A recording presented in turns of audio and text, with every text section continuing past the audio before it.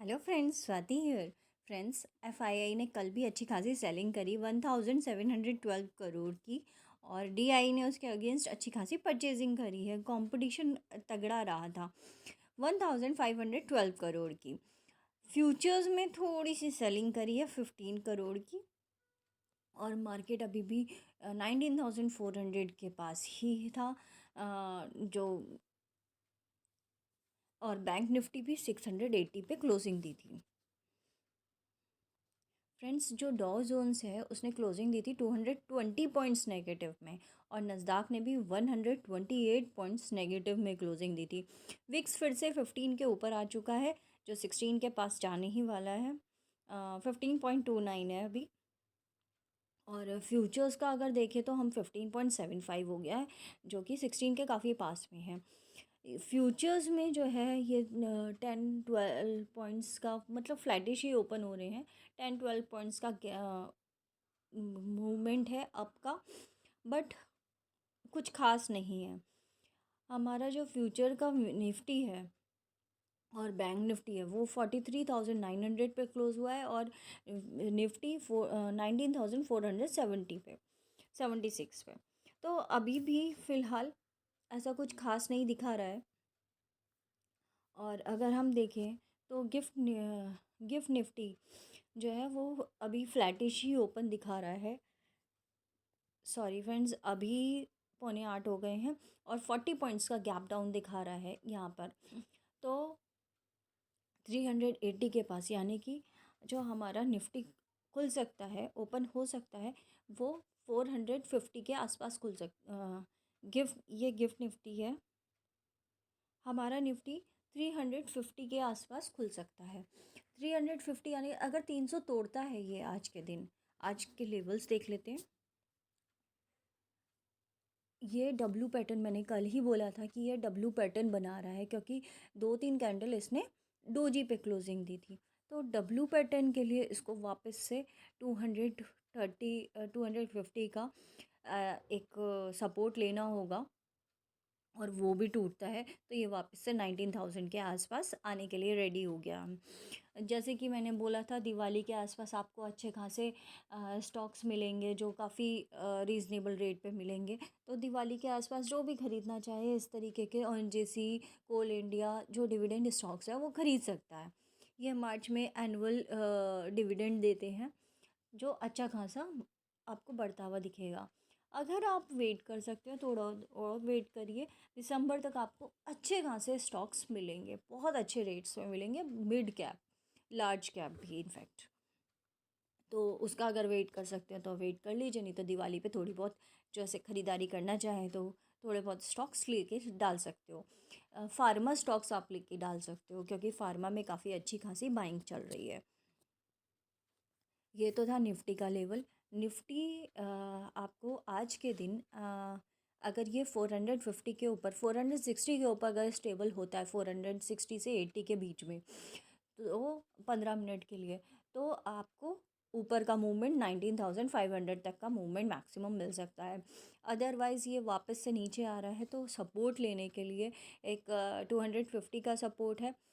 उसके नीचे 19,050 है और 19,000। तो 19,000 पे तो काफ़ी अच्छा सपोर्ट है। तो नेक्स्ट वीक के लिए हम थोड़ा सा वीक रहेंगे फ्रेंड्स। लास्ट वीक मैंने बोला था कि हम इस वीक थोड़ा सा बुलिश रह सकते हैं। टू कंसोलिडेशन ज़्यादा चला और अच्छा खासा मूवमेंट, गैप अप्स मिले हमें 3 दिन। फिर उसके बाद 3 दिन हमारा ऑलमोस्ट कंसोलिडेशन चला और कल के दिन फाइनली इसने ब्रेकडाउन दे दिया। तो ब्रेकडाउन फाइनल तो नहीं था एग्जैक्टली, हम ये तो नहीं कह सकते हैं, क्योंकि डेली कैंडल पे ब्रेकडाउन नहीं था, बट हाँ, अर्ली कैंडल पे ब्रेकडाउन था।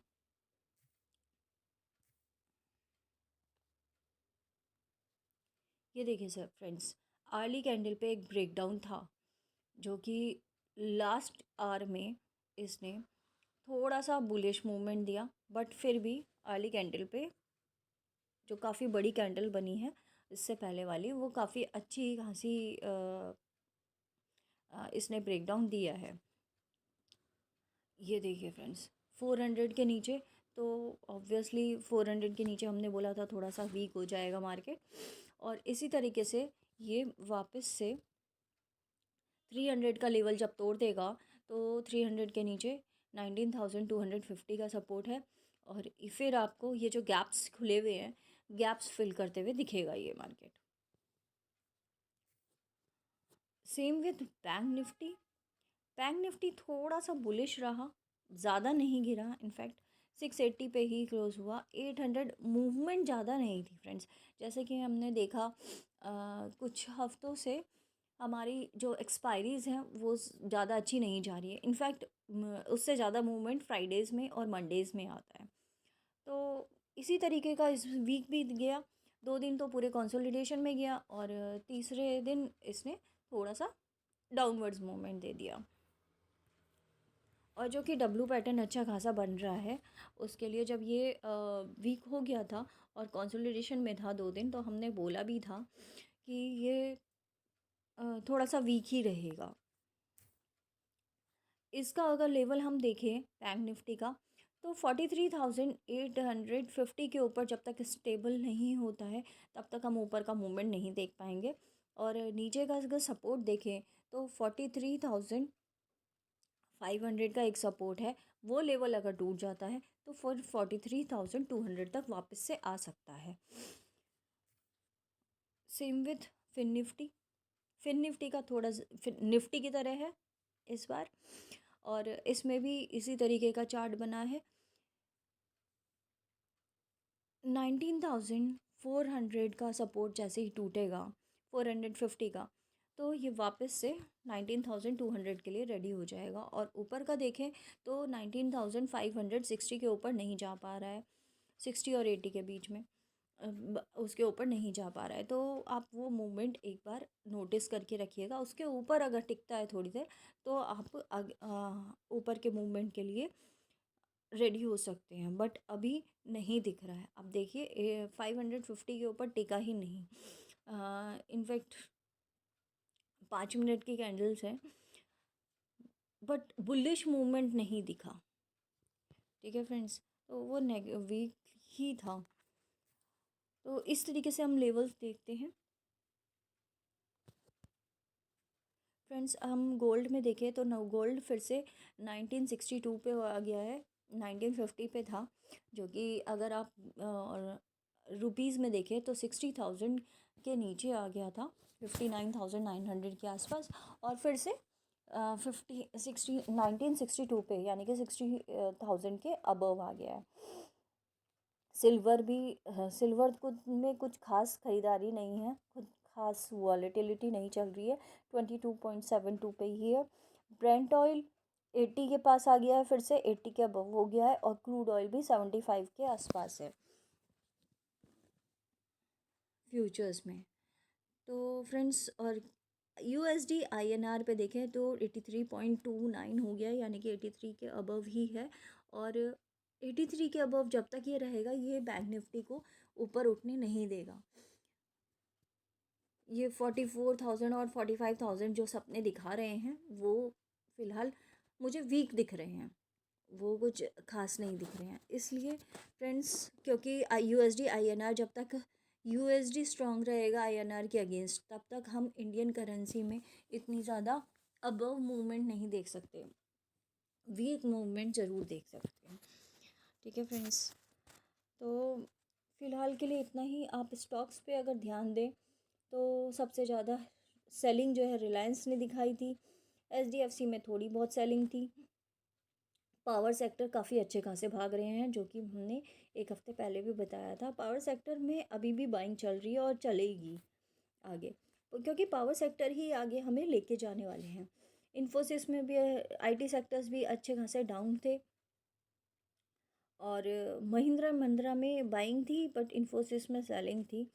SBI ठीक चल रहा है 570 के आसपास, 560 के 550 के आसपास अगर आपको मिलता है SBI, तो आप एक बार लेके रख सकते हो, क्योंकि 600 का मूवमेंट इसमें आ सकता है।